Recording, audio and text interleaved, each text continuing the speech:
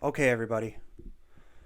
The following of what you're about to see is an episode that I recently recorded with a person that could be considered to have potentially some mental instability. Okay? The reason that this has been done is because, I don't have, the podcast doesn't have that much of a purpose. The purpose is to bring laughter and love. Okay? And but I have the Charlie Kirk assassination has given me a recent newfounded sense of purpose. And I was almost, I feel as though I was gifted by the algorithm, this person that came across my socials. And what you're about to see in this video is an interesting look into the mind of a person who lives in the depths of despair. They revel in hatred. They revel in other people's sadness. Watch this episode. I'm not going to make this a long intro. I just wanted to do a quick little interlude here to give you a warning about what you're about to see. This person is espousing wild, hateful rhetoric, and it will be a very interesting watch, in my opinion. I've really enjoyed reviewing it and watching it.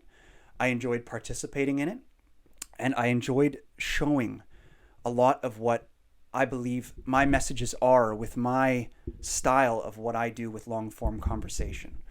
I expose this person in a long form conversation. I expose their hypocrisy. I expose their refusal to participate in a productive conversation without calling people names and getting wild. So please watch this episode. Check that out. If you haven't, please like and subscribe to the YouTube page or whatever medium you're watching this in or listening to it. And yeah, I guess just, man, I'm still a little bit at a loss for words. This was not long ago that I recorded this, but you will see a lot of interesting things. You will see a person who's defending, mocking the widow of somebody who was assassinated. And if you're wondering what I mean by that, because we discuss it in the podcast quite a bit, I'll just attach the clip now. And so watch that clip, and then enjoy the podcast. Watch this quick clip of essentially, you'll have to see her whole page if you want to see all the crazy, hateful videos that she makes and stuff. This is not comedy, what she does. It's something different. And we will get into that potentially in my next solo episode. I'll talk a lot more about this, but this is just meant to be an intro to warn you about the episode you're about to see.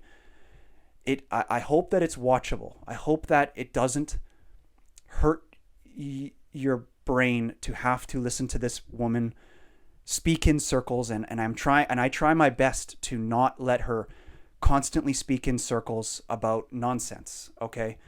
But there's only so much I can do because I need the episode to be watchable. And if she doesn't let me talk, and I try to do my best, and eventually the episode goes quite off the rails. So enjoy that. Check out this clip that is her mocking video of the wife, and enjoy the episode. And yeah, I mean, sorry. I hope you like it. I hope you think that I stood up to this person enough. I shamed them for their expression of free speech, if you will. We try to talk details about how what she's doing is far from that. It's far from expressing free speech.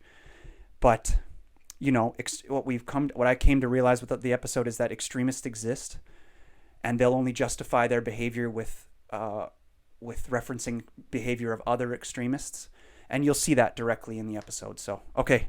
Enjoy. This is Canadian Talk, guys. There, check it out. He was my husband, and I loved him, and he loved me almost as much as he loved America. And I want to thank all of the brave, heroic first responders who responded heroically. These evildoers have no idea what they've done. They have unleashed a battle cry. This widow The tears of this widow are a battle cry across the whole world and this country. And we will convert everyone to Jesus through thinly veiled threats and possibly violence and threats of violence. My husband, he loved this office. He was in here every day. He loved what he did. He loved it.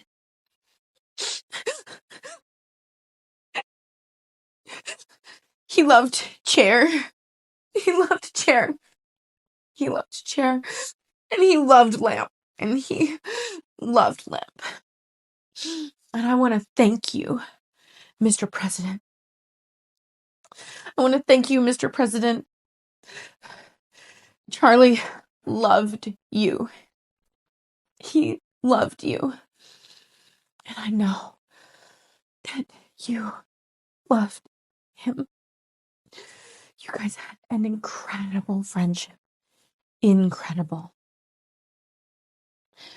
And I want to let everyone out there know that I will continue my husband's legacy. I will continue the legacy of hatred and bigotry that he started. And if you could please support us in this time of need and donate to us today, please join and donate to me today and the whole TP family. Please donate all you can. My husband is better off. He's with Jesus. And he died doing what he loved, defending guns. Amen.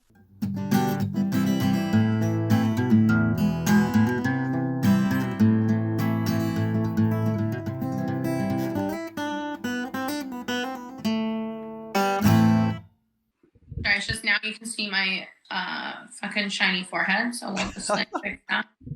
No worries. You having a good day? How's your day going? Good, yeah, really good. Went to a community action this morning that I try and show up at every week, just because it's like a weekly thing. Cool. And I just like to be involved in the activist community here in town. Cool. Kind of do you have any questions before we start?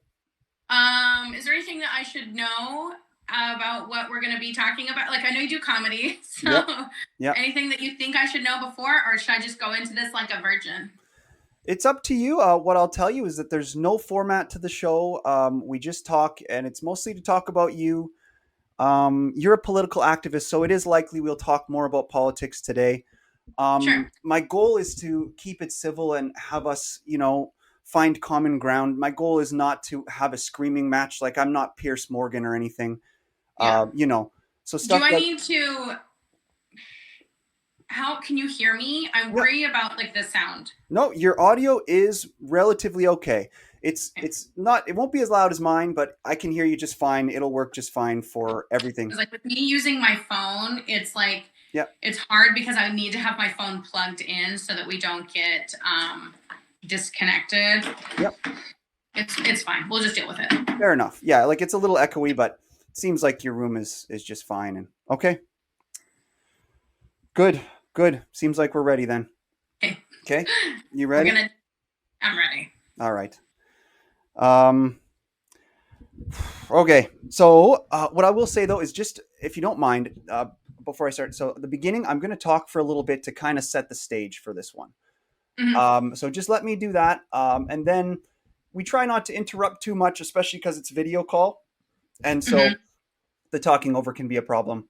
That reminds me that I'm going to turn on my do not disturb because I don't want another call coming in. That would be a mistake. That'd be okay. I can edit. I edit things out, so don't worry. Nothing can derail this. We're totally fine.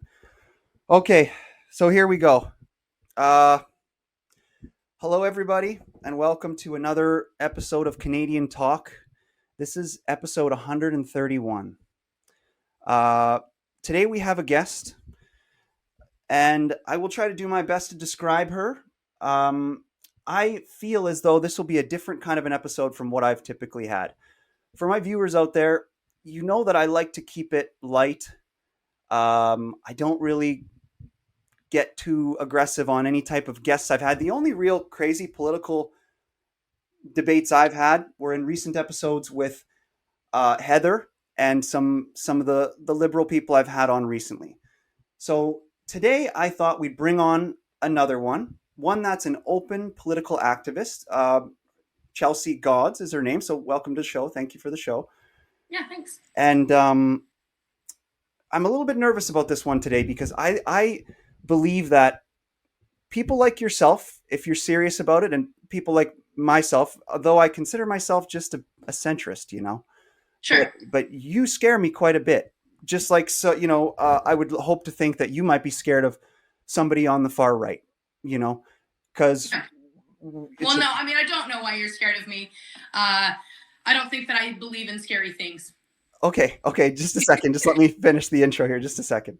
So, yeah, you have an Instagram, you have a website, you're a comedian, you're a political activist, and one point of common ground that we have that I want to say just before we start and we get into things is I believe that you are courageous, and whether it be for coming on a show like this today, whether it be for being a comedian and a political activist, so really standing behind the things you believe in, going out there and doing it. I believe that that's courageous, so I admire you for that, and because I believe that a lot of what we see in modern day is a lot of people moving away from having these types of discussions, or losing the idea of the productivity of what we're doing here with the two sides discussing. What we're doing here today is primarily a lot of the stuff that Charlie Kirk stood behind. So that's why I mostly want to talk to you specifically today, because once those conversations stop, it could get worse in the world, And listen, and by the way, this conversation, I want us to get to the fun, and I want us to be friends. But what things like this are as a test for me, because I've only done this 130 times, but 131. 131. But I want to see if what's going on here. I want to learn more about you. I want to learn about what you believe that you're doing, what you believe you're trying to achieve, things along those lines. So thank you for letting me spiel. That's kind of how I'm feeling about today. Yeah. So this is a podcast. This is Canadian Talk, and so why don't you tell me a little bit about yourself before we start? Yeah, sure, absolutely. So I'm a political activist and comedian and political commentator online. That's what I do. And I think it's funny. I have to be honest, like, I'm laughing at you thinking I'm scary. I always think this is like such a funny line to be like, I'm scared of people on the far left. Yeah, well, the scary thing that I believe in is that Americans should have universal health care. I don't find that to be a scary belief system. I think that people having to work 2 jobs to make ends meet in the richest country in the world is disturbing. I think that's disturbing. That's the kind of thing I believe in. I always think it's funny when people try and compare the far left to the far right, because what does the far right believe in? What does the far right, what is their ideology? Their ideology is hating trans people and making sure that trans people don't exist or they can't access their care.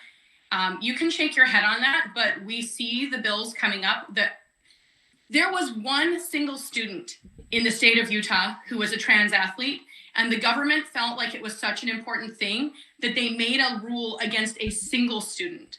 Well, that's not going to bring the cost of groceries down. That's not going to bring the cost of housing down. Mm-hmm. That doesn't change anybody's life. The only person whose life was affected by that was a single student in the entire state of 3 million people of Utah. And let's put a pin in that real quick, and just keep remember your trajectory if you like. But let's just put a pin in and talk more about the hating trans thing. Okay. So the first claim was something along the lines of what's the right wing's ideology, and I can't claim to fully. This is the far right's ultimate goal in life. Yes, for sure. And I can't claim to fully be able to outline that for you, but we can go through it as far as I can, point by point, more or less. And then, so my first point would be is on the hating trans thing. So a person on the right might say to you there, where you go, oh, they hate trans people, and they're trying to take their rights away. the right might say back to you, they might say, no, they don't hate them. They love them more than you love them because they believe in their method of helping a person with what they believe to have a disease, gender dysphoria, say, for example. And really, it's two different ways of trying to love people who need help.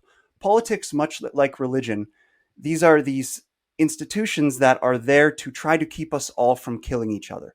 The goal is not to separate us. The goal is to try to bring us all together, allow us to talk and realize how we're all alike rather than how we're all different. And not I would through argue violence. that religion does a really good job of making other people want to kill each other, because religion has been used as the justification for killing people since time began. Whether it's the Crusades or whether it's the genocide in Gaza, religion is being used as the justification for those sort of things. And so I would argue that religion actually drives people apart. Okay. I grew up in an organized religion. I want to throw that out there. I was very religious until I was 18 years old, when I'm no longer religious at all.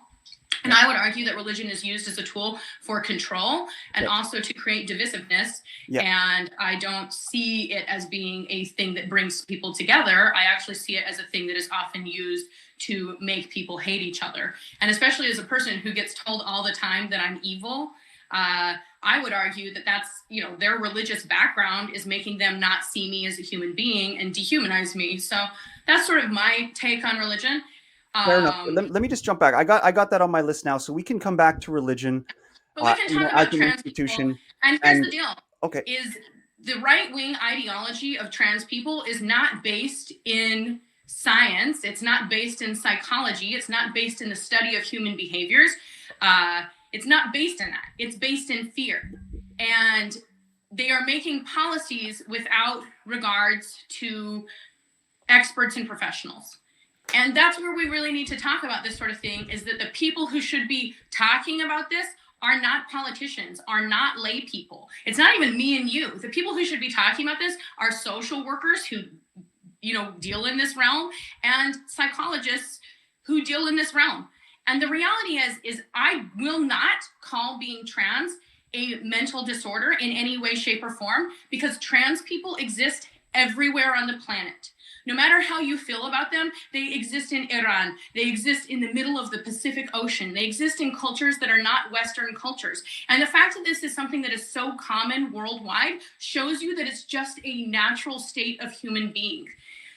The weird part about being human is that we want to be able to make things black and white, put things in a box, because that's easier. It's so much easier when we can define things in binary terms. It's so much easier when there's like a yes or a no. But the reality is that humans are complicated creatures, and that we, fulfill a myriad of things.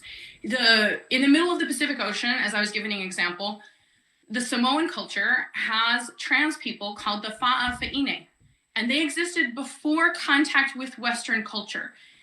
If being trans was not a real thing, why does it exist everywhere? Why is it in Thailand? Why is it in Iran? Why is it in the middle of the Pacific Ocean? Why is it everywhere? And again, I think the way that we're approaching this is like a very Western Christian background to how we see humans. And humans just aren't binary. We're complicated. We're complex. Yeah, and but that is why we should... that... Let me just jump in right there. Yes, we are complicated. We are complex. But that is why we need to try to control some of the variables, because it sounded a lot like your that's argument. Where I disagree. But it sounded like a lot of your arguments there were like, why does it exist? If it exists, so that therefore it must be good.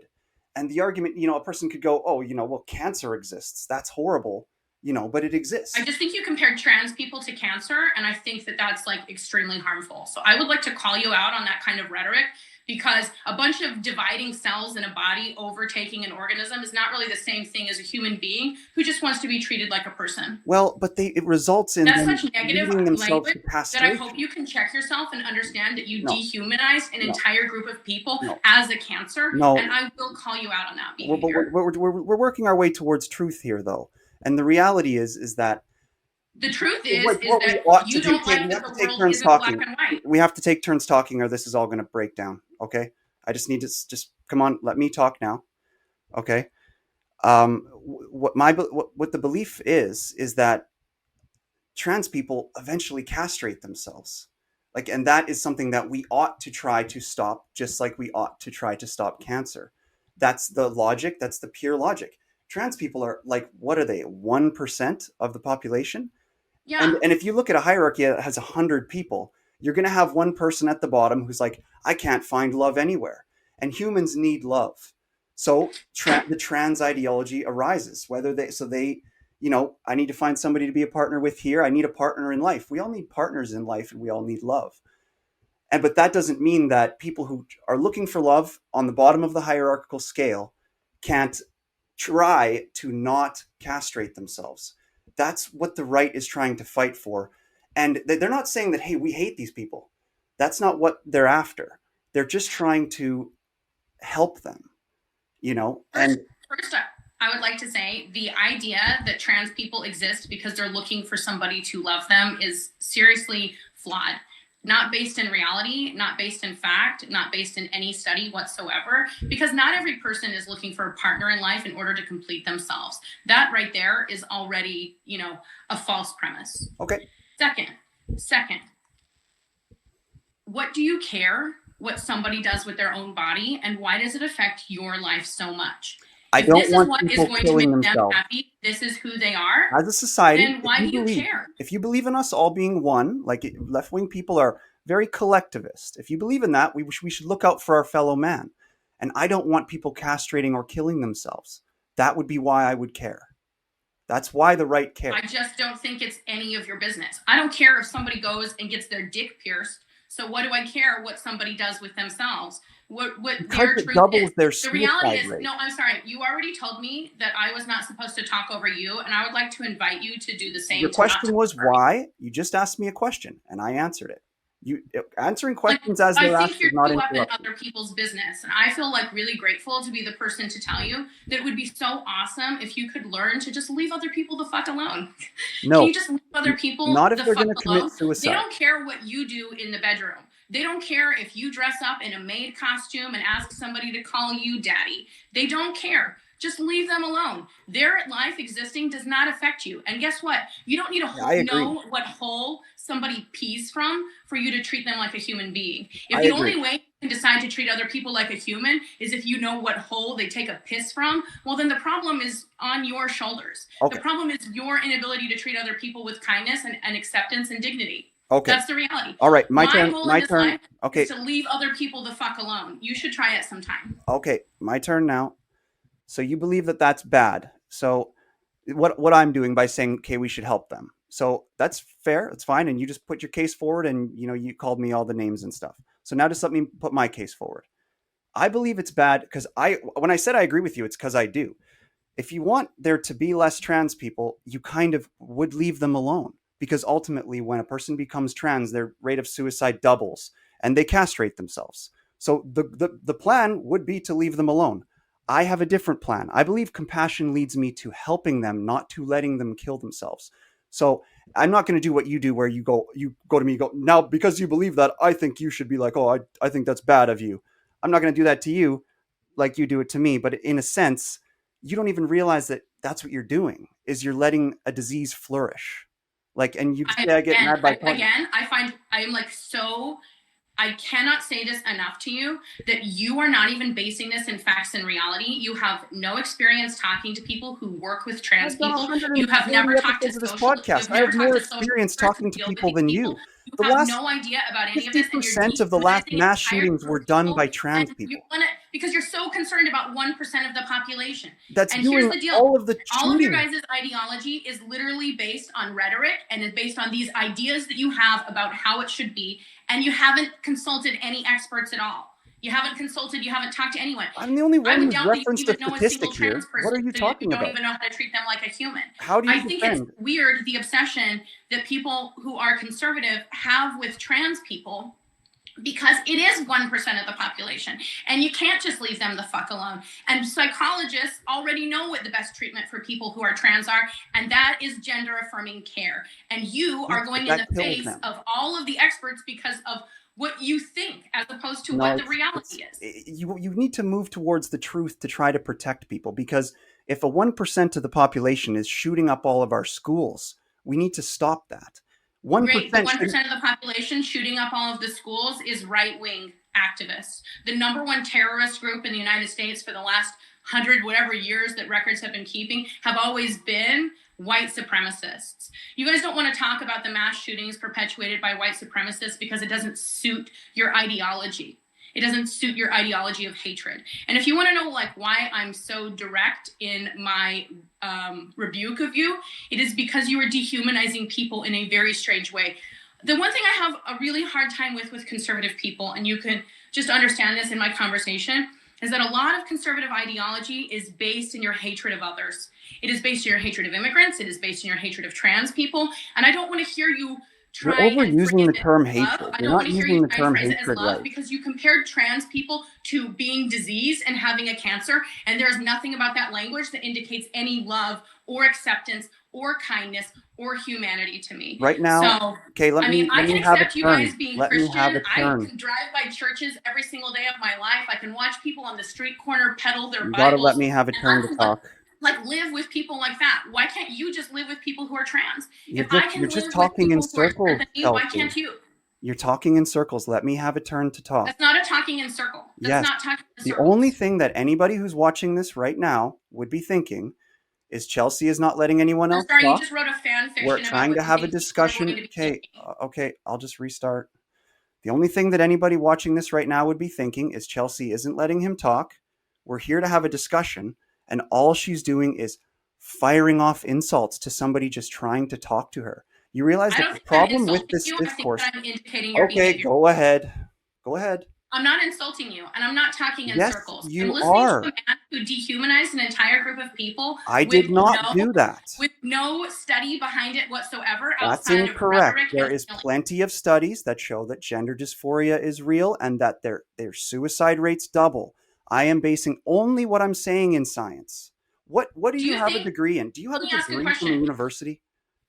Let me ask a question. Do you think the reason why suicide rates of trans people are so high is because people like you claiming that they are diseased? Do you think that the rhetoric surrounding their existence right now in popular media is helpful or hurtful to them as human beings? Do you think having entire laws created about your body is going to have a negative effect or a positive effect? Let me know how you feel about that, because the reality is the reason why trans people experience suicide at a higher rate is because of their lack. You're asking the questions and then answering them. Like you're not okay. You asked me several questions, so let me just address them. Okay. You can't. Okay. You asked me these trans people when they're getting told that you have a disease and it's gonna lead to suicide or castration of yourself. You're saying that that's hateful to tell them that, and that's what's causing them to do mass shootings at schools or whatever. But the reality is, and it goes back to what I said before. You're not letting me finish, Chelsea. All the firefighters, did you? Oh, you didn't? Listen. Every time, okay, you got to let me finish. So the end of what I was saying there, the point I was going to make was that I'm going to have to restart from the beginning again because you're just making me forget it. Because you're just talking over me right when I try to finish. You just blame somebody else for your lack of ability of maintaining a train of thought. You should learn to accept personal responsibility for yourself. Okay. So it goes back to what I said before. I remembered my train of thought that when a person can't find a partner or they can't find love because they're being too obscure in this way or the other, that is what causes people to be so stressed that they kill themselves. When a human can't find connection and love, that's what makes them suicidal. It's not somebody telling them, hey, you're weird. It's them not being able to find somebody who won't tell them that. And when everybody's telling you that and you're refusing to listen, it will be tougher to find partners. We all need connection at the end of the day. And differentiating ourselves to that extent can sometimes cause issue with that. That's the togetherness that, let's say, something like theology would create. And if I could just jump into one point before we get into some more kind of contemporary stuff here going on with us specifically, I'll just end the macro topics quickly here with this. Is, with the left and the right, there's a divide right now between what theology is pushing for, hey, this is the kind of the best way for us to come together, and what the academic institutions and universities are pushing. The arguments towards each believing that they need to be dismantled are both equal and fair, you know, because you can't be afraid to hear what the person on the other side has to say. And that seems to be what happens a lot of times in these debates. That's why you're talking over me and not letting me even say what I have to say. It's a fear. It's a fear that drives it. Don't you think? I'm not afraid of your opinions. I think that is just like hilarious. I think that's a hilarious premise. Like, I want to throw that out there. I'm not afraid of your opinions. I am telling you that your opinions aren't based in reality, science, or study. Like, that's not the same thing as being But afraid. they are. They are. They're not. They're legitimately not. They're not, because psychologists know the way to treat trans people is through gender affirming care. And people who work with trans people are aware that this is what it should be. You have this idea that it's not. I mean, obviously, we're going to move on from the topic of trans people, but I want to let you know that even the whole premise that humans have this whole thing of like seeking love, there are some humans who don't. Again, the world is so much more complicated and people are so much more complicated than the way you are trying to distill it down to. And the best thing to do in this case is listen to experts and then just learn to leave other people the fuck alone and stop making it your personality so much on the right that you just have to obsess over trans people. They just want to be treated like humans regardless of what hole they pee from. Fair enough. And remember, I'm not on the right. I'm in the center. That's why I would argue that you're not in the center. I think that's funny. You don't know anything about me. We've only talked about one topic.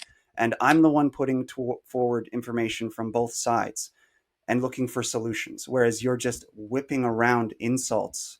You have to realize that's two very different things. I think that's actually really funny because I've never once said an insult to you as a person. I've never been like, oh, I think you're stupid. I think you're awful. I never said that. You are literally creating that narrative.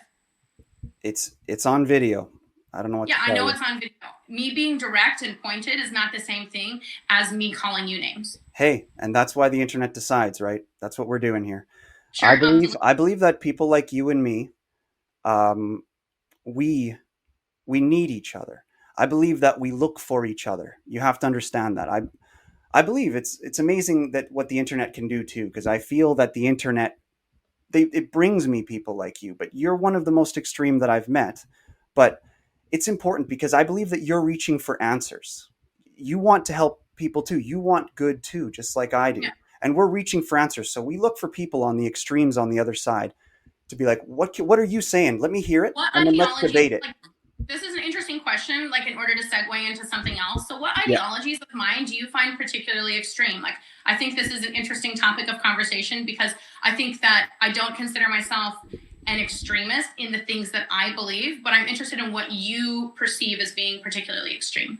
Absolutely. Absolutely. So what I believe those are is let's start here. Okay. We have differences on, like, you believe that it's okay to call people in the modern West, whether it be Trump or other leaders in the Western government, fascists. And this can be the problem because I know that you're reaching to somebody like me for answers, just like I'm reaching to somebody like you for answers, so we can debate them. Yeah. But when you say that like somebody like Donald Trump is a fascist, I believe that we're having a dissonance there, whether it be in the understanding of a concept like fascist or otherwise, because a fascist kills people, they suppress free speech, all that type of a thing, and to serious extents. And that's not necessarily what's happening in the West right now. But yet you fire around terms like racist or hate or fascist like they're going out of style. And those are terms that you shouldn't be throwing around unless you really think that they deserve to be said. And that's not the case. Well, I said it because I meant it. So if it makes you feel any better, I meant it. And there is a sign. I pulled this up on my desktop because I wanted to talk about this. There's a sign about the early warning signs of fascism. Like, please be aware that fascism is not like, oh, it's here, I guess everything is totally fascist. Like, if you think that Nazi Germany became fascist overnight and it's just like, oh, there it is, well, that just means that you're not a good study of history. So I want to pull up this image. This is like a very specific image. It's located in the Holocaust Museum. And it is a sign talking about the early warning signs of fascism. So you can tell me if you think that Trump administration suits any of these things. Powerful and continuing nationalism. The second one is a disdain for human rights, which, P.S., by the way, the Nazis in Nazi Germany focused on trans people and queer people. Okay. So do you understand that when I talk about the language surrounding trans people, that I am talking about this in a historic way, and why this relates to fascism? Okay, pause. Let me address the first 2 points. Pause. Let me address the first 2 points. Pause. Let me address the first 2 points. So the first 2 points. Powerful and continuing nationalism. Yeah, so yes. So nationalism is totally fine. I think it's a good thing for a country. Powerful. Have you seen how the West functions? To say that a certain political party in power like Donald Trump is powerful is insane. In the West, we open our politicians up to complete and total criticism at all times. They don't have power over anything. The public has the power. So that's wrong. And the second one was a disdain for human rights.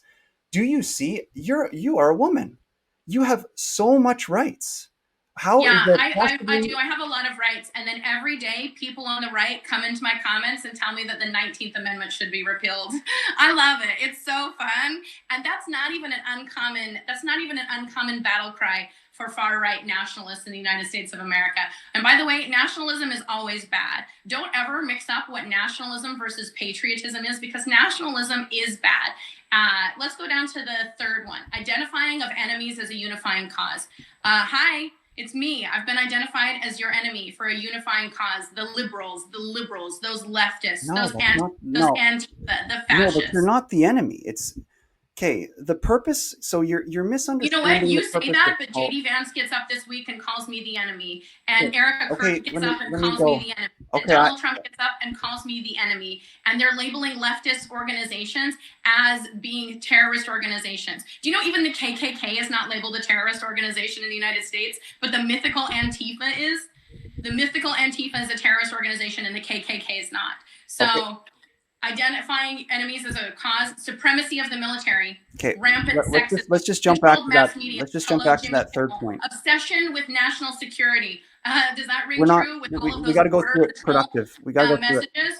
Religion and government intertwined. And if you watch Trump pray in the office while they're all speaking in tongues, then you know that that's absolutely true. Corporate power is being protected, absolutely, including buying percentages of American companies and forcing companies like Intel to give 10% of the company to the United States government. Labor power is suppressed, absolutely. Disdain for intellectuals and the arts. Absolutely. No. Disdain for intellectuals and the arts. Oh, humanities. You studied the humanities. You know exactly what I'm talking about. That's not disdain. Obsession with crime and punishment. Absolutely. Obsession with crime and punishment. Rampant cronyism and corruption and fraudulent elections. If you can't see America in this sign located in the Holocaust Museum, that's just denialism. That's just you being in denial.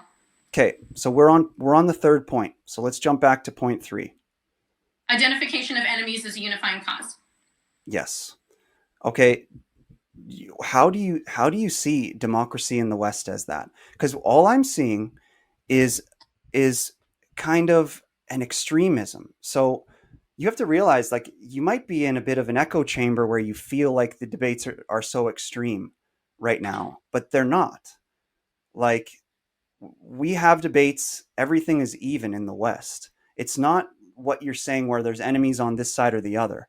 The only thing that creates that is shooting people that are out there trying to do free debate, like what happened to Charlie Kirk. I would like to point out that I have already publicly said that Charlie Kirk's death was awful. I'm against gun violence entirely. I'm against gun violence. I see it as a huge problem in the United States of America. But you're for making fun of widows with mocking videos. Yeah, and I did, and I'd do it again, and I'd make fun of her again because she's a grifter. But why double I would make down fun of a person who's worth millions and millions of dollars who is faking her emotions for the rest of the world. I did it, and I'd do it again because that's what free speech should be about. I don't care that it offended you. I know that it offended some people, but for those of us who are sane human beings who recognize the signs of a sociopath who lacks real human feeling, well, there you go. You know. Like, I don't know what you want me to tell you. I am telling you the speeches that our government is giving. You're like, that's not what democracy is like. And it's like having a conversation with someone who isn't willing to see the truth. The reality is that entire list that I gave you from the Holocaust Museum clearly outlines what's happening in the United States. And people who are professors of history are saying, hey, by the way, we're in fascism. And people in other countries are also saying the United States is in fascism. I think it's funny to run into you who you think you're a centrist, but you really come across as a maple MAGA, which is funny.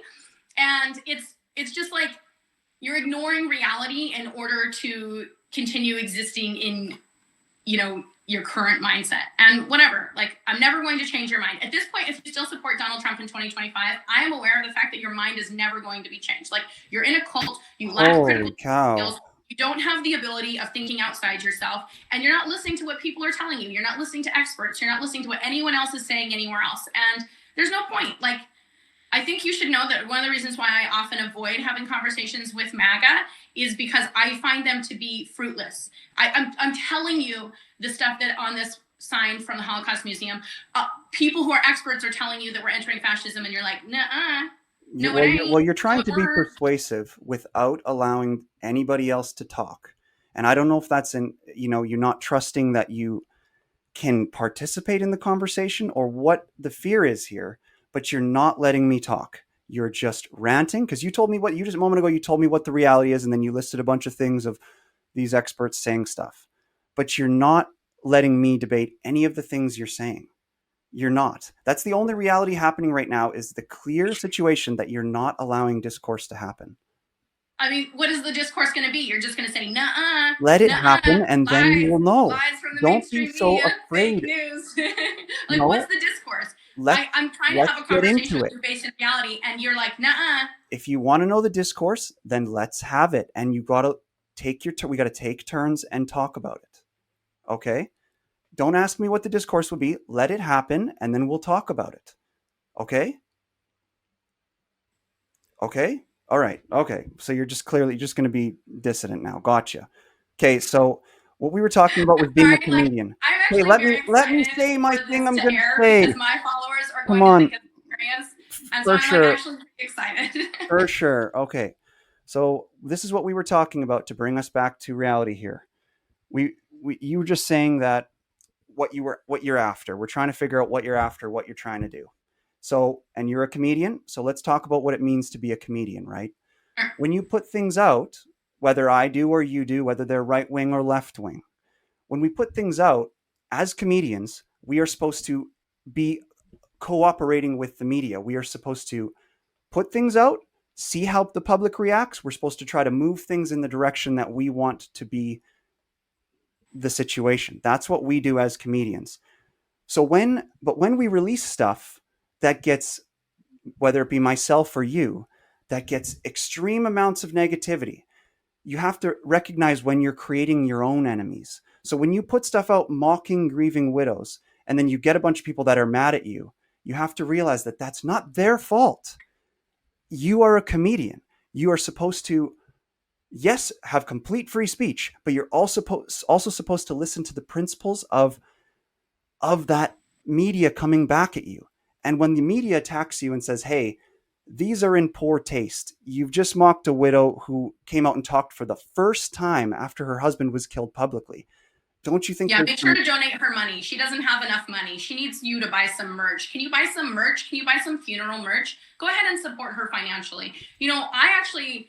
You're right. I'm totally on the side of Erica Kirk because I do see her husband's death as a money-making opportunity. In fact, so much so that we need to be rebranding so that all of the merch can have new logos on it. So please, by all means, every person listening to this, if you're poor, I need you to go give your money to the wealthy. She doesn't have enough money. She needs your money. So please go donate, support her all you can. She needs more money. Okay, I've got a question.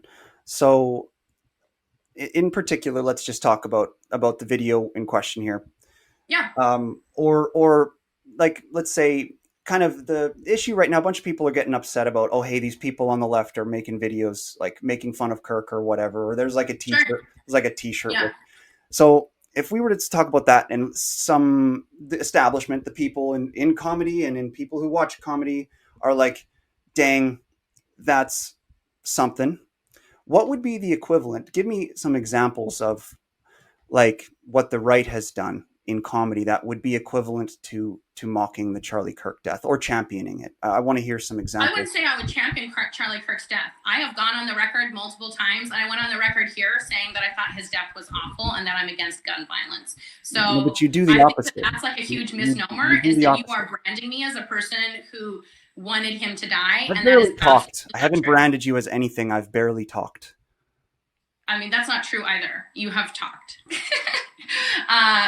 And here's the deal. I made fun of Erica Kirk because I'm so tired of having to pretend that phonies are people who I'm supposed to venerate and honor. I'm tired of it. I'm tired of pretending that Donald Trump's not a psychopath. I'm tired of it. I'm tired of pretending that Stephen Miller's not a fucking Do you potentially see how it's not correct to call Erica Kirk a phony when her and her husband were fighting against, hatred and please let me finish. When her and her husband were living a life that they believed to be true, their theistic life, and they were out there on the front lines trying to increase discourse and debate about whatever, and then her husband gets killed over that, and then you still call her a phony. Don't you think that potentially might not be accurate? Now she's kind of the most authentic person ever. How can she still be a phony after her husband gets murdered? How is she the most authentic person ever? Like, that's a line I want to unpack. Because her husband was murdered over him pursuing free speech. That's how. I don't think that changes anything about her personality. I don't think that changes anything about the fact that she saw this as her opportunity. Her personality becomes irrelevant. Much like the George Floyd murders. Okay, just a second. Just 1 second. Sorry, just say that last thing and then I'll jump in. What was that? I think that Erica Kirk and Charlie Kirk were both grifters in the vein. Okay, now you're starting a new train of thought. I was asking you to say what you said before. Okay, that's what I said. I said grifter. Okay, why would they be grifters? Like they're promoting an ideology that half of the West believes in. That means if you don't like that, shouldn't you just not be in that country? Because if you hate what they're promoting so much, because that's the problem with extremism, is we're all supposed to be kind of aiming for the same point.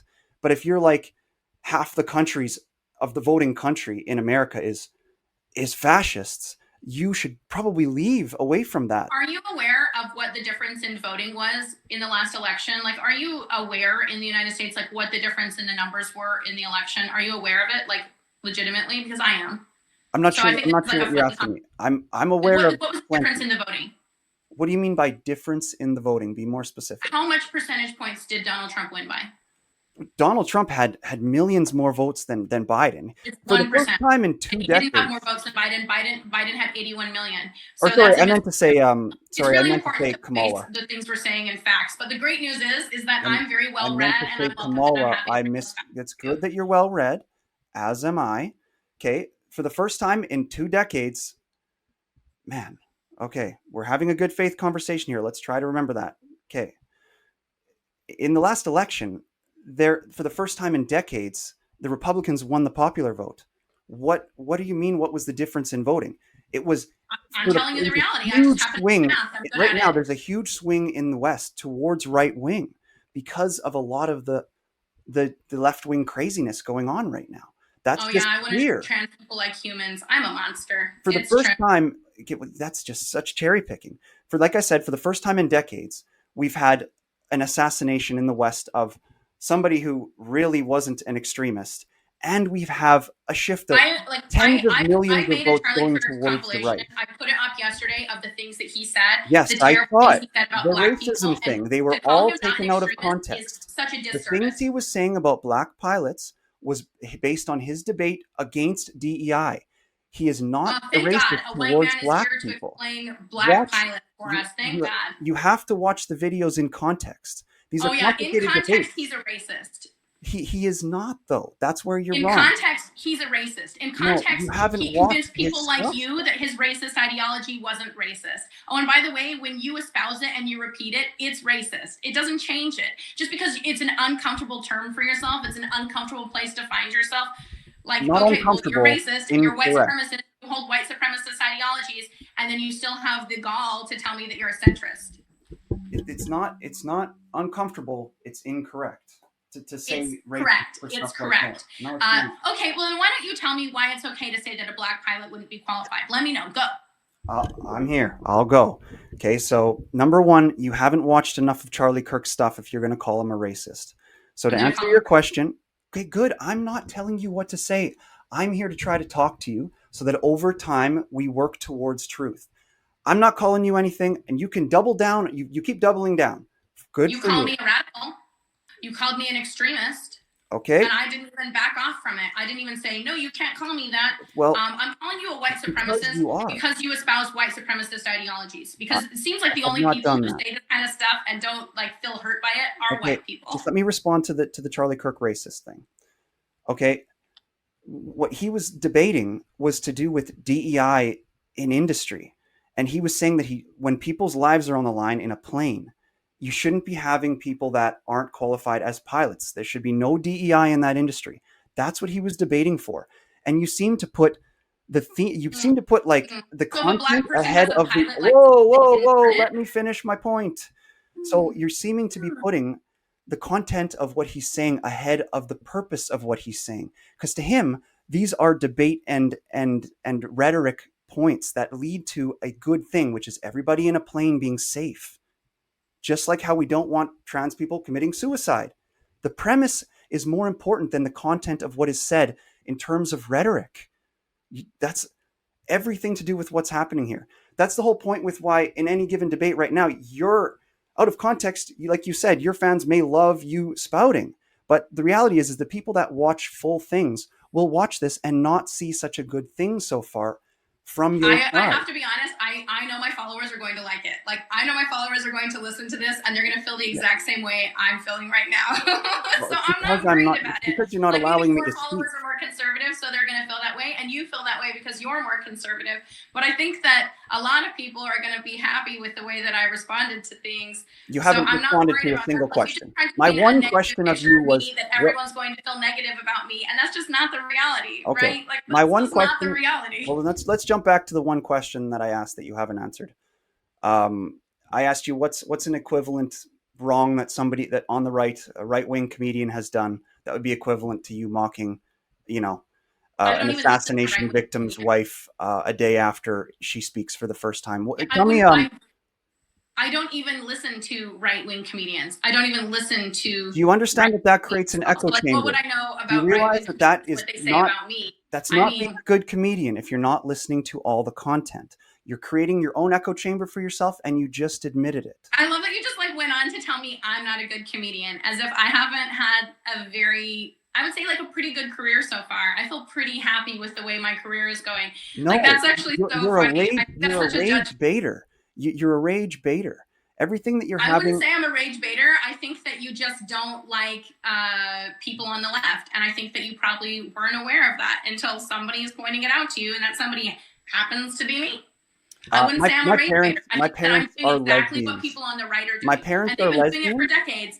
My parents are lesbians. Someone like Laura my Loomer sister say that there's going to be 5 million snacks for alligators or whatever she said, and you guys are like, I'm fine with that. But the minute I'm like, hey, kids should have free school lunch, she's a rage baiter. She's the worst. And I don't know what you're talking about. I'm saying that I need to oh tone my myself God, down. This You guys is don't tone yourself down. No one on the right is toning themselves down.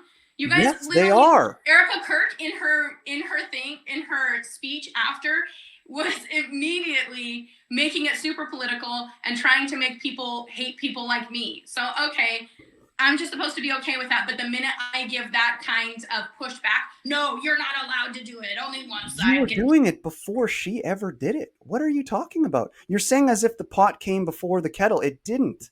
You made fun of her the day after she made her speech. And and I've seen it. She was not trying to make it super political. Well, here, I have an example for you of something similar, but it wasn't a comedian. Are you ready for this? Yes, you're supposed to have an example. I asked you for what the example was. Wait a second. We need to take turns. Stop. This is my podcast. Stop right now. Stop right now. Stop right now. Stop. This is my show. Stop.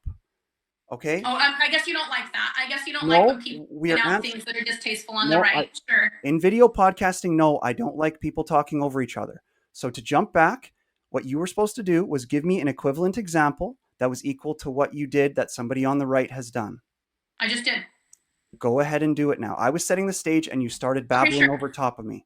Go ahead and tell me. Here's the stage. Here's something on the right that people have done that's just as distasteful, okay? How about when Alex Jones decided that he was going to make Sandy Hook his pet project, and he harassed the parents of the victims of Sandy Hook so badly that they ended up filing a lawsuit against him, which they won for $1.5 billion. But then, of course, Alex Jones, my turn now. That's your example. My turn now. Okay. Instead of paying out, keep going. He hid all of his assets. Keep going. So how about what he did to those parents at Sandy Hook, that people showed up at their houses and they had to move houses and delist their address? Like, there's an example for you of somebody on the right doing something so egregious. And all I did was make a single video making fun of a girl who you guys like. You make a bunch of videos. He ruined the life of parents whose babies were murdered. You make a bunch of videos. Okay, so let me do my response now, because you said your example about Alex Jones. So unfortunately, from a purely logical standpoint, all you've done is prove my point. I do not support Alex Jones. I believe the extremism on the right is just as bad as extremism on the left. So all you're doing to justify your behavior is referencing a different extremist. You can't be like, making fun of a girl in a single video is not that extreme. You're trying to make it out to be so much more extreme than it was. And by the way, a top Department of Justice official met with Alex Jones yesterday. So if you don't agree with extremism on the right, then why is the Department of Justice making plans with Alex Jones, the person who destroyed the parents of Sandy Hook's lives? What does that have to do with me? What the hell are you talking about? Well, I'm just pointing out that this administration is heavily entrenched in deep right-wing. What does that have to do with me telling you that I do not support extremism? And the point I just put forward, which is that you're justifying your extremism with other extremism. That's all I've said. And you're just saying a bunch of nonsense. Here's a non-extreme example. After Uvalde, where all those children were killed, the Republicans in Congress in the United States all decided to don AR-15 lapel pens, which was the weapon that was used to kill the children in Uvalde. That was government. So did every one of those government officials make a video mocking the parents of each of the children that were dead in the shooting? Is that what they did? Is that what they did? Oh, I'm sorry. Oh, okay. You're mad. You're mad that wearing a lapel pen sends the message that they prefer guns and not children, and you're suddenly trying to make it seem like me, some no-name comedian who lives in California, has such a huge impact. I thought your career was so good. Now you're a no-name? What happened to your career being so good?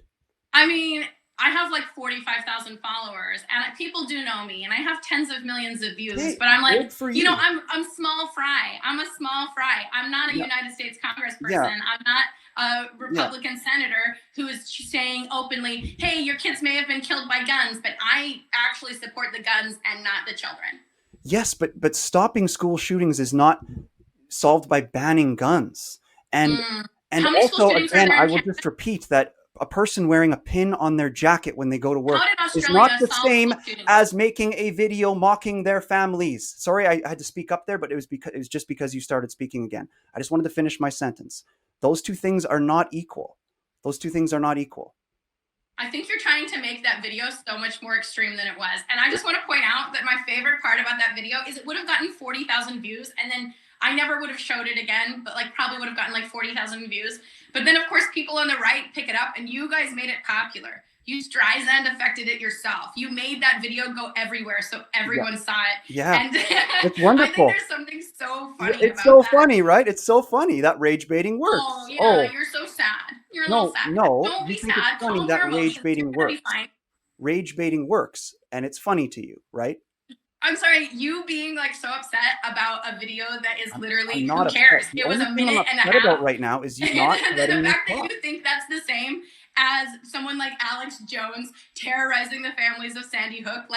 The irony of that is not lost on me, and it certainly won't be lost on other people listening to this. Fair enough. Oh yeah, that's the exact same thing. No, it's not. You have no ability to understand a woman who is very obviously overacting, who wasn't even crying but was pretending to cry, who was using this as an opportunity to make as much money as possible and spread a political message as far as she humanly could. Yeah, and sure. You're comparing me making a video making fun of a single person who, by the way, I consider to be a white supremacist. I consider him to have been a white supremacist. She was the wife of a famous white supremacist.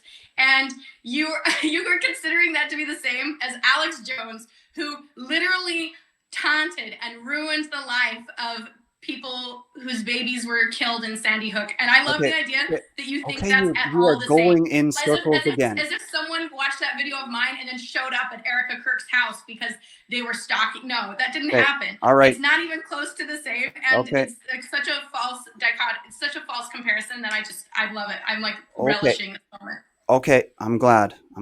So what I'll say is I'll bring it back to the 2 points that I've said, which is I did not want this to turn into a screaming back and forth like Pierce Morgan, yet you've forced it there. And I don't know why you did that. Right? Oh, I'm sorry. You weren't involved. Okay. It was just a one-sided conversation. Well, I'm glad that I know that. I'll accept full personal responsibility. I actually don't have a hard time accepting personal responsibility for things and recognize like my part in it. And I think you knew, asking me on with your extreme views, you may say out loud that you are a centrist, but I can certainly tell you after this conversation with you that you espouse views that are fairly right-wing. And I think it's funny because you're centrist in name only. You're centrist in name only. Okay, so as long as you let me respond after each one. Before. You, sir, are not one of them. Okay. So as long as you let me respond after each point that you make, why don't you tell me the list? The thing I'm mad about is us not having a proper discourse. So if you think I'm espousing, like you said, these extremist points, as long as you let me reply after each point you make, what are the extremist right-wing views that I have espoused? That you think that trans people suffer from a disease that you put in equivalence to cancer. Okay. But do you remember that? Remember, this is on video. Do you remember that I said, hey, this is what a right-wing person might say? And then I simply presented the arguments to you. And you started spazzing out and calling everything hateful as well. We know that you presented it as if those weren't your own ideas, but you later dropped that facade. Like you later dropped it. When did I drop that facade? When did I drop that facade? When did I drop that facade? Tell me when. It's on video. We already know. I think it's so funny. I mean, so I don't know what you want me to say. I think this is like a funny conversation. And I think it's funny that you compared me to somebody as extreme as Alex Jones. You compared yourself to Alex Jones. You compared yourself. Video making fun of someone. You think that's the same as terrorizing the parents? Here comes the circles again. Here comes the circle. Not circle. I'm laughing. You're speaking in circles. I'm not. Compared You're yourself. saying that as a way of diminishing what I'm saying. You're saying that to try and make what I'm saying a moot point, and it's funny because it's just not true. What am I saying to try to make your point a moot point?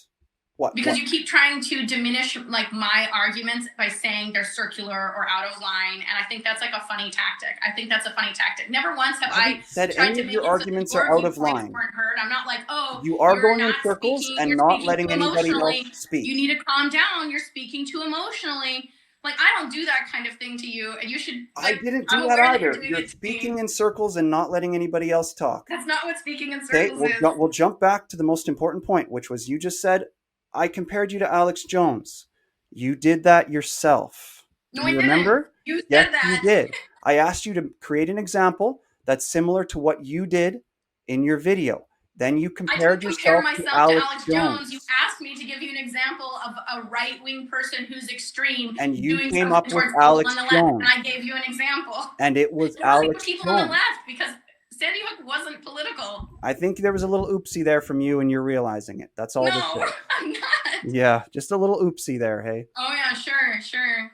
No. Yeah. Okay, so why don't you tell me more? I feel very comfortable with what I said here. So why don't you tell me more about how Charlie was a white supremacist?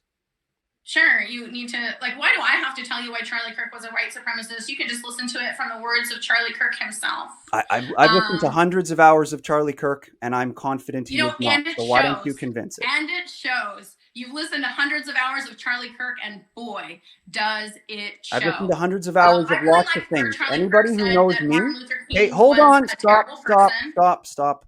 Yes, I've listened to hundreds of hours of Charlie Kirk, but anybody who knows me and knows what I do is a lot of research. I've listened to hundreds of hours of everything, not just one side like you do. Okay? So what do you listen to on the left? Oh, countless podcasts. Oh, yeah. Yeah. Yeah, you read all the books. I don't like to read it. I think it takes too much time. I prefer auditory. I listen to What podcasts. podcast on the left? Well, for example, I listen to Bad Friends, which is a heavily left-wing podcast. I listen to a lot of Bert Kreischer, who is a left-wing person. I listen to all of Andrew Santino, who's a left-wing person. I listen to all the stand-up of all What of left-wing political podcasts are we talking about? Because a lot of these, it just sounds like comedians, right? A lot of them, you're just naming comedians, which are, can be pretty secular, like pretty non-political. So you're not listening to podcasts on the left in the way that you said. Interesting. You're listening to people who might be on the left who have a podcast, but you're not listening to a political podcast based in. Well, what you're saying, what you're describing me correctly. So what I do is when I do research into all of these topics, I believe in a logical, proper discourse that is still entertaining. And the comedians that do it, who are able to talk about both sides, but still kind of be on one side, is who I listen to. I don't listen to extremists. I listen to people who are in the middle and present ideas from both sides. Okay, we're not having a discussion here anymore. You're just focused on your computer, and that's not what we're here to do today. Something and I wanted to be able to quote it accurately. That's not what we're here to do today. I'm not focusing on the computer to take away from you. I want to be able to accurately say what I was going to say. Yeah, that's what my point though is. You're not in a discussion here. You're just focused on your computer. Okay, let me just look at what we got for a few final things to finish off here. I asked you to give me reasons as to why Charlie Kirk was a white supremacist. So sure. You can either do that. So that's one thing I want. And then the other one would be, so let's say the George Floyd thing, for example, because number one, there hasn't been an assassination like the one on Charlie Kirk in decades. But if you were to try to find, if you were to try to find an assassination, perpetrated by the left, let's say, you could think of certain examples. What about the assassination? The George Floyd. Hey, hold on. Whoa, just a second. Representative Hoffman from Minnesota. Was that a political assassination? That was done by a left-wing person. Do your research. Yes, it was. MAGA churchgoer. It was a left-wing person who killed that person in Minnesota. Yes, it was. They were mad over, not full stop. They were mad over her policy. Because everyone who knew him came out and said that he was right-wing. This is why I don't like having conversations with the MAGA, is because I'm telling you the reality and you're like, no. What did Hoffman do? What do you believe Hoffman did to get assassinated? Be a Democrat. Every person on his hit list was a Democrat. Nope. She did a very specific thing. So let's look it up. What did Melissa Hoffman do to get assassinated? And you will see that right before she was killed, there was a vote in Congress to take health care away from trans people in Minnesota. For that, she was the one Democrat who voted to sway the vote so that that health care was taken away from those people. And then a left-wing person killed her. Okay? That's what got Melissa Hoffman. Was a conservative who was strongly against abortion rights, a longtime friend told CNN. But he never mentioned any particular anger with the lawmakers who were shot. He was a right-wing MAGA. They said the same thing about the killer of Charlie Kirk. Do you understand that these people who are killing them for left-wing ideology? It doesn't matter what you classify them as. If you're killing a lady because she took healthcare away from trans people, that's a left-wing assassination. It's not what happened. It's not what happened. It is what happened. What happened is he had a hit list of a bunch of Democrats. He's been arrested. He's in jail right now. He's been arrested. We know, you can watch his videos online of him doing crazy Christian stuff online. It's so obvious that your entire premise is a lie. And so much so that I won't even touch this. What am I lying about? Having a conversation that isn't based in reality and instead based on your rhetoric is You weren't even aware of what got Melissa Hoffman killed. And you want to say that... Not what got Melissa Hoffman killed, because she wasn't even the only person who was targeted, was she?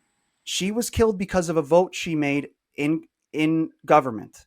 And it was to take rights away from people on the left. Listen to this. Here's something he said himself. Bolter, in a speech he gave at church, said there's people, especially in America, that don't know what sex they are. They don't know their sexual orientation. They're confused. The enemy has gotten so far into their mind and their soul. That's from the shooter's mouth himself.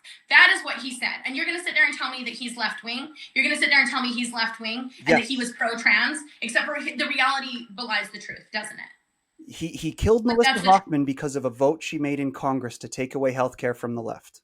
He hates trans people, Just- and you're trying to just make an like argument Tyler that he Robinson. was a leftist. Just like Tyler Robinson killed Charlie Kirk. Oh my because God. of his Like, trans I seriously, I have boyfriend. to tell you at this point, just go ahead and wrap up the show, because trying to talk to you in reality is a huge waste of my time. I just told you something from his own mouth, and you're like, nope, I'm going to continue to say otherwise.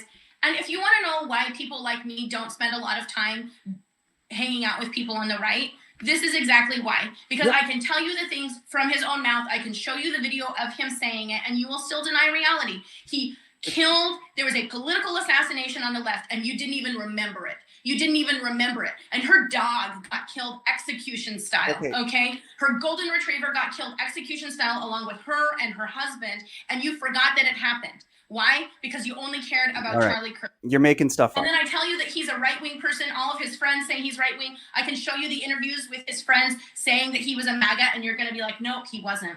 You can keep going in circles if you want, but the most compelling. That's not a circle. Yes, it is. That is my turn now. You've been talking for the last 3 minutes. It's my turn now. I don't have time for people on the right. This is why. Because no matter what the reality is, when it doesn't suit your viewpoint, you just trying to run away, so why don't you do it? I'm not trying to run away. We've been talking for an hour and 15 minutes. Run away. Let me talk or run away. What are you going to talk about? Lies? You're going to sit there and say things that aren't true again and then act like it's truth? Well, I hope that you keep this part into your editing so that people can understand that you literally are lying. Everything's going to be left in because the long form style of this conversation is what condemns you. And you don't understand that. Condemns me. Yes. I think that's so funny. Yeah, go ahead and condemn me. Yeah. Condemn me to fame, bitch. Okay, so for example. But also not. Okay, so for example, what I am saying, and that you're refusing to listen to, is that the reason that Charlie Kirk was killed was because the killer was mad about his hatred towards trans people. And he had a trans boyfriend, and that's why he did it. Even though he's got a right-wing family, and it could be easily shown on paper, he might probably be right-wing, he is not. He did the kill because of what he deemed to be left-wing hatred. A lot of like what you're saying, when it isn't that. It's just legislation that they're trying to move things in this direction or the other. And then we have Melissa Hoffman, who did the same thing. She did a vote that the left wing didn't like. I want to let you talk about Melissa Hoffman because you are lying about the reality of why she was killed. You're lying about her killer. You are lying. You're lying. And there's nothing else to say to you about that. You're lying. And you didn't even remember her. You didn't even remember her. You didn't remember that she had been a victim. That's not true. Ignored the fact that a Democrat was murdered in her house and another Democrat was shot. And another Democrat and his wife were shot by a right-wing freakazoid. Okay, let's do this. Well, let's move on from this, but let's do this because, like I said, you can go in circles insulting me or whatever. But again, the people stop. Let me finish. I'm trying to wrap this up. Please let me finish. Okay, so you can do that, but again, at the end of the day, the people that watch will just look at the different arguments, the things you said with, oh, here's him making a quote, and the things that I said about, hey, this is what Melissa did to get her killed. Here it is. And the people that watch can decide for themselves. That's the point of a discussion like this. The only thing that will make stuff like this not get heard is by you babbling and talking over it so we can't have a proper discussion. You're hurting the quality of the podcast. Like, I hope that you understand that you are insulting. You are insulting to my intelligence. You're insulting to the listener. And all I'm doing is saying that you're babbling, and now you're saying I'm insulting you because you're purposely ruining a podcast? No, I didn't say you were insulting me. I said you are insulting. Okay, gotcha. So that's fine. So let's move on from that. Okay. So you've been making videos for a while, rage baiting people and doing extremist stuff. I'm not a rage baiter. Why don't you tell me more about what specifically makes you think Charlie Kirk is a white supremacist? Besides the things he said? Yeah, yes. Tell me what you think he's said that makes him a white supremacist. Do you understand that he promotes the idea of e pluribus unum? Okay, hold on. Have you seen the quote where he goes, literally the thing on the crest of America, e pluribus unum? He promotes it and he says, from many comes one. He believes that the diversity of America and the allowing all things is what makes us the strong. What makes America? I'm Canadian, by the way. What makes America the strongest is from that principle. How could that possibly be a white supremacist argument? I think a lot of white supremacists use nationalism as a way of, as a way of consolidating their power and their message. So I think that's like, that already right there is like a weird premise for an argument. I would argue that saying somebody like Simone Biles being weak is a white supremacist thing to say. I would also argue that saying that you're scared getting on a plane if you see a black pilot and that you prefer getting on a plane where the pilot's name is Chad, that's pretty racist to say. No, it's not, because being a pilot is hard, and that's why there's not as many black ones, and that's all he was saying. So what he wants is people on planes to be safe. But when a black person gets their pilot license, if you see them fly the plane, they must not know how to fly, right? That's what Charlie Kirk said. That's not what Charlie Kirk said. It's what he said. No, it's not. Yeah, I know it's hard when we use people's actual words to define them. I know. What's the context there? The context is that he said that if he had a black pilot on his plane, that he would think that he didn't deserve to have that job. The context is that on multiple occasions, Charlie Kirk denigrated smart black people, especially smart black women. He said that Ketanji Brown Jackson wasn't qualified for her position despite her illustrious resume. He had called Michelle Obama stupid, as if she didn't go to fucking law school. Like, all of these things are based in racism, and your denial of it doesn't change the reality of it, okay? You will continue to deny that these things have a racial overtone, that these things are based in white supremacy, but I promise you the last person who I'm ever going to consult on whether something is racist or not is a white guy, you know? Like, that's the last person who I'm going to ask, hey, does that seem racist? Because no, you're never going to say it is. Okay. You done? I'm sorry, like, you being mad instead of like cool, calm, and collected is hilarious. I'm like love it. Cool, calm, I and can't even wait. You're the one who's my mad. Followers to see this, because they're just going to be like, what? Yes, sure. Yeah, you have an excited extremist, fan base. Good for that. Oh yeah, I know. We're really terrible. We want kids to have health care. I want people to be able to afford houses. After you go calling people white supremacists. Yeah, sure. Let's dial it back. All I want is kids to have health care. Oh, innocent old me. I just want kids to have health care. But that guy's an evil white supremacist. Oh, no, I didn't say that. If you don't see these things as racially charged and as white supremacy, then the failure is on your part for not recognizing it. For the failures on my part, how? For not recognizing what white supremacy is. That's the failure on your side. I have seen way too many this kind of stuff hours of Charlie Kirk championing black people for me to think that he is a white supremacist. It's clear and in front of my face, and anyone else who watches anything. Like, you're so wrong about that. And that's why I let you do this. That's why I let you go in circles, because a lot of times with extremist left-wing people, like what happened with Heather, all you've got to do is let them talk, and they do it to themselves. That's why I try to let you have a discourse so we can do it in any way, shape, or form, so we can debate. But you won't let it happen. You won't. Oh yeah, the debate is, hey, here are some things that Charlie Kirk said that are overtly racist, and then here's your response. No, they're not. That's not my response. That is your response. That's not racial. That's fine. It's totally fine to be scared of black pilots. That's a normal thing, Chelsea. No, he's not afraid of black pilots. He's afraid of unqualified pilots. Oh, how did they get their pilot's license? If they have their pilot's license, they're a pilot. What are you talking about? He's afraid of promoting DEI. He's afraid of promoting DEI. He's afraid of promoting DEI in industries that put people's lives at risk. That's what the rhetoric is for. That's what the debate is for.